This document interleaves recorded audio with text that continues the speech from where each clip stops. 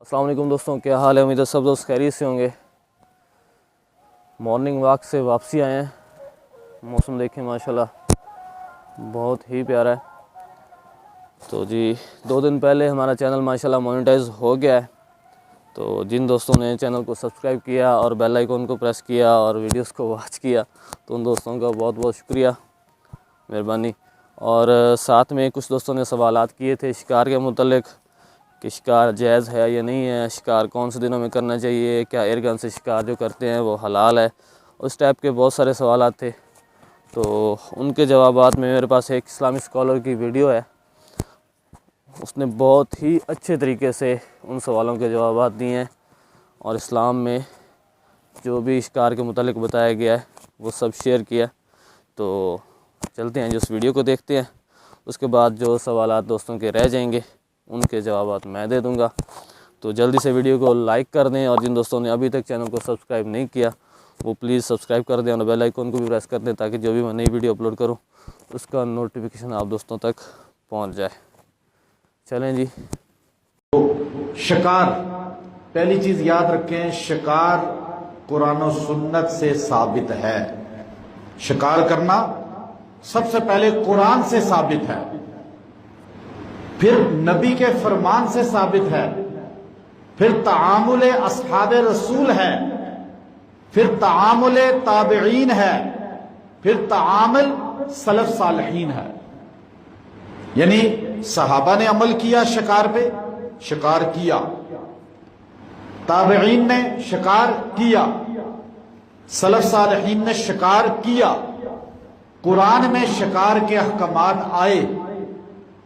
بخاری شریف سے لے کر مسلم، ترمذی، ابن ماجہ، ابو داؤد، سنن نسائی اور دیگر کتب احادیث میں باب الصید، شکار کے باب آئے۔ پتہ یہ چلا شکار کرنا قرآن و سنت سے ثابت ہے، لیکن کیسے کرنا ہے وہ الگ بات ہے۔ قرآن پاک میں ایک لفظ آتا ہے احل لکم صید البحری، اللہ تبارک و تعالیٰ نے احل لکم صید، اللہ نے تمہارے لیے شکار کو حلال کر دیا۔ شکار کو اللہ نے قرآن میں کہہ دیا۔ اگر یہ قرآن کا حکم نہ ہوتا تو ہم کہتے ہاں ٹھیک ہے، شکاری ریئیکشن کا، جانور کو جو تیر مارتا ہے، گولی مارتا ہے تو اس کی وجہ سے کسی پکڑ میں، عذاب میں آ جائے گا، تو پھر تو آپ کسائی کو بھی کہہ لیں کہ وہ عذاب میں آ جائے گا۔ کسائی مرغی ذبح کرتا ہے، وہ پھڑک رہی ہوتی ہے، بکرے کو لٹاتا ہے تو وہ پھڑک رہا ہوتا ہے، ٹانگیں مار رہا ہوتا ہے، اس کو چھری چلاتا ہے، تو پھر تو یہ سارے کسائی بھی مرنے سے پہلے جو ہے کسی نہ کسی بیماری میں مبتلا ہو جائیں گے۔ یہی بات ہے نا۔ پھر آپ اگر شکاری پہ کرتے ہیں تو آپ کسائیوں پہ بھی کریں۔ وہ جو کھال کھینچتے ہیں جانور کی، جو اس کے جسم کے ٹکڑے کرتے ہیں، یہ بات نہیں ہے۔ جب ایک چیز قرآن میں جائز ہے، قرآن پاک میں حلال ہے، حدیث میں حلال ہے، اس کو آپ حرام نہیں کہہ سکتے۔ پہلی بات یہ پتہ چلی کہ شکار کرنا حلال ہے۔ احل لکم، اللہ نے صاف کہا احل لکم، تمہارے لیے حلال ہو گیا شکار۔ اب کوئی کہے جی نہیں شکار نہیں کرنا چاہیے، کیا مطلب ہوا کہ شکار نہیں کرنا چاہیے یعنی کھانا ہی نہیں چاہیے؟ یہی مطلب ہوا نا اس کا۔ شکار کریں گے تو کھائیں گے نا، خود تو جانور آ کے نہیں گرے گا آپ کے سامنے۔ میں آپ کو کہوں جو کسائی بکرا ذبح کرتا ہے وہ مرنے سے پہلے پاگل ہو جائے گا، میں یوں کہہ دوں، تو کسائی بکرے ذبح کرنا چھوڑ دیں گے تو چھوٹا گوشت ہی نہیں ملے گا۔ گویا کہ چھوٹے گوشت کو ہم نے اپنے اوپر کیا کر لیا؟ حرام کر لیا۔ حلال حرام نبی کوئی اختیار نہیں ہے کہ وہ کر سکے۔ حضور نے فرمایا میں شہد نہیں کھاؤں گا پانی میں ڈال کے، نہیں پیوں گا۔ اللہ نے سورہ تحریم نازل فرمائی، یا ایھا النبی لم تحرم ما احل اللہ، آپ کیسے حرام کر سکتے ہیں جو اللہ نے حلال کر دیا آپ پہ؟ تو آپ یہ جملہ کیسے کہہ سکتے ہیں کہ شکاری موت سے پہلے اپاہج ہو جائے گا جو تیر چلاتا ہے، گولی چلاتا ہے، جب اللہ نے حلال کر دیا اس کے لیے شکار، حلال جانور کا۔ اب بات سمجھ آ گئی آپ کو؟ یہ اب اگلا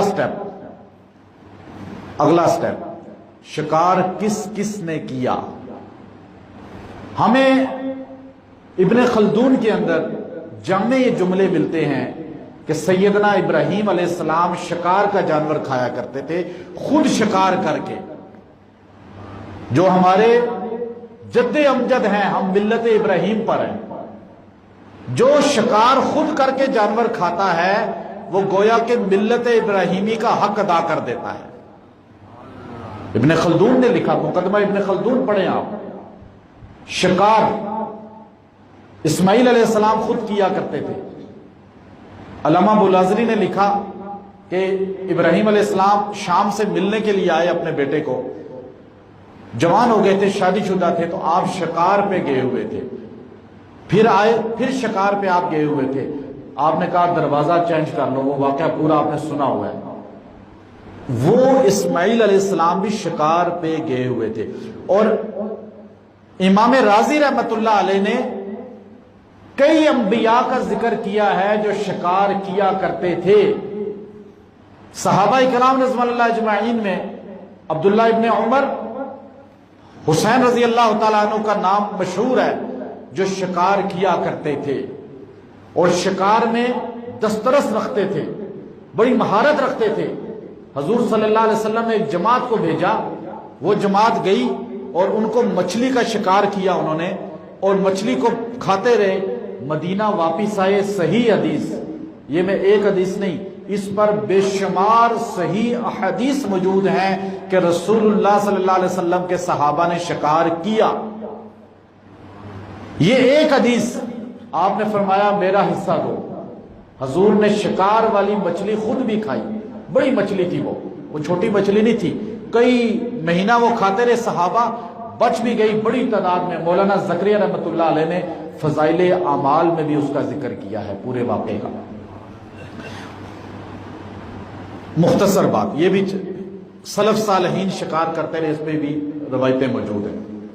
اب شکاری شکار جب کرتا ہے اس میں اکثر گولی جب چلاتے ہیں، وہ گولی اس طرح ہے جیسے آپ چھری چلاتے ہیں جانور پہ۔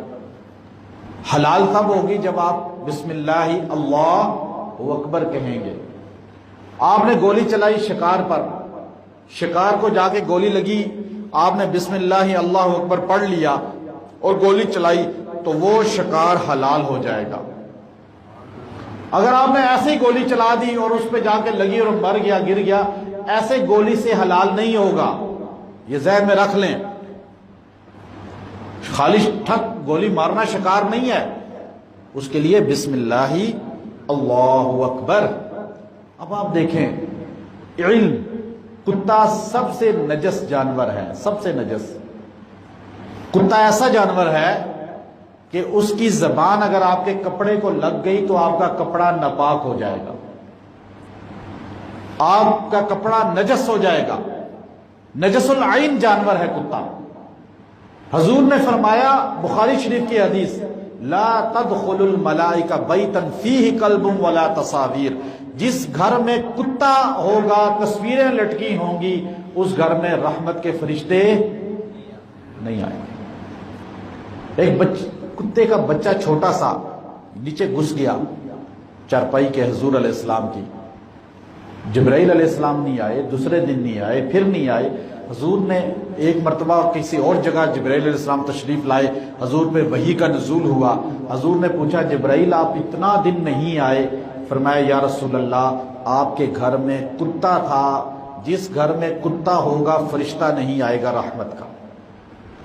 لیکن آپ دیکھیے شکار قرآن کا حکم ہے، قرآن کا اتنا اعلیٰ اللہ نے شکار کے رزق کو بنا دیا کہ کتا جو زبان آپ کے کپڑے کو لگائے گا تو حرام ہو جائے گی کپڑا، نماز نہیں پڑھ سکتے آپ اس کپڑے کے ساتھ۔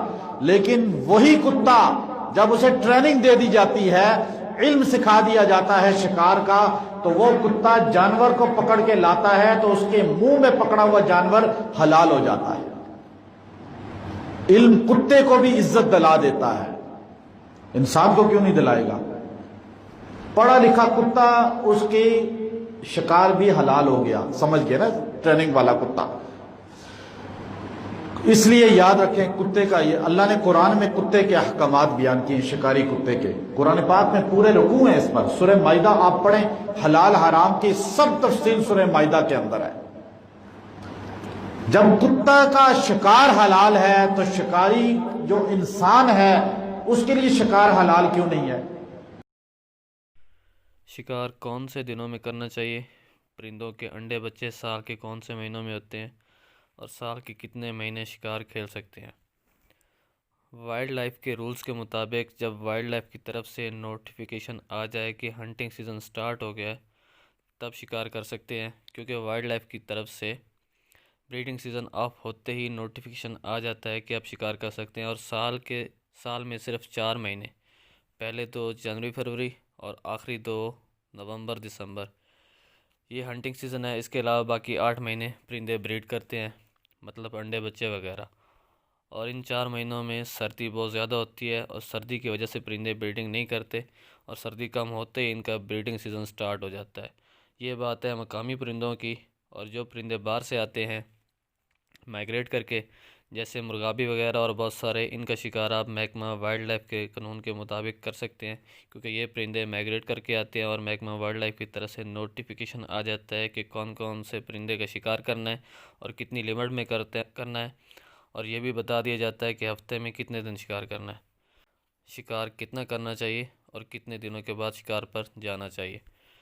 शिकार महकमा वाइल्ड लाइफ के रूल्स के मुताबिक करना चाहिए। जब हंटिंग सीज़न स्टार्ट होता है तो महकमा वाइल्ड लाइफ की तरफ से नोटिफिकेशन जारी कर दिया जाता है कि अब शिकार कर सकते हैं। और हर साल बैग लिमिट कम ज़्यादा होती है, तो इसलिए बैग लिमिट का नोटिफिकेशन अलग से जारी किया जाता है। और शिकार हफ्ते में एक ही दिन कर सकते हैं, एतवार को। हर रोज़ शिकार करने की इजाज़त नहीं होती। अगर कोई एतवार वाले दिन के अलावा शिकार करते हुए पकड़ा जाए तो उससे भारी जुर्माना होता है। और हर साल जनवरी में हंटिंग लाइसेंस दोबारा बनता है और कौन सा परिंदा कितनी तादाद में शिकार करना है इसका नोटिफिकेशन महकमा वाइल्ड लाइफ अलग से जारी करता है।